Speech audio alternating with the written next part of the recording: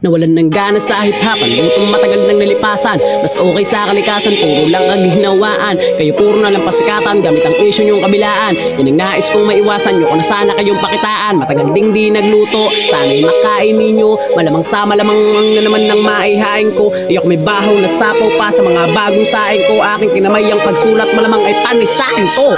Tignan nyo kahit sa kita mga mata, sigurado patang sila kaya kita ko. Pagkawit ka bro, kasakit ka palang, magaling na ako. At asintado, wala ding amo, malael siya ko. Nga din, maging na maging magaling, lapar rin kayo Martin. Pagkat makatira, may hina ako, to walang impacto. Tsaka di na kailangan malasing pa ako. Dahil mataglalaman kita na mistado, dumating na panahon, naka-Rolex na ako. Habang nakasulat din sa yung wish ka. So, kamusta yung tinatago mo inggit? Di makadikit, pamihado na misya tong talitado, asisado, palitan na estado.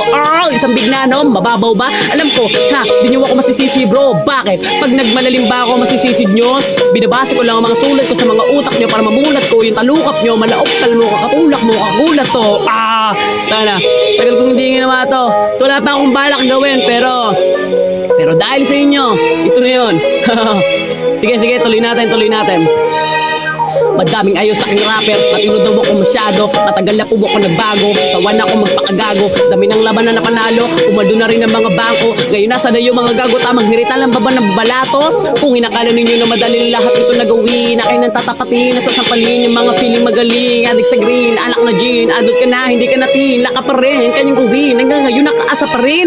Dami yung issue sa eksena, nag-drop nyo ako may problema. Puro parinig, walang panyanig. Kapag sa baduy po to ay na, tama na yung kababawan nyo. Mga naunat ka sa bayan ko, puro katangahan naman yung pinagdadalan nyo ng katapangan nyo. Ako oks na ako sa Regina bro, goods na ako sa galawang ko. Kaya sorry sa lahat ng naangasan ko. At sa mga kabataan, pumili na nga-hangaan. Patunayan nyo ang salitang kayo ang pag-asan ng bayan. Isa lang ang aral na tinuro sa atin ng panahon ngayon. Kung ano man nang mayroon, di panghabang buhay yon. Kaya wag natin sayangin ang bawat pagkakataon. Ang salitang bukas, kaya bukas mayroon pa bang ganon?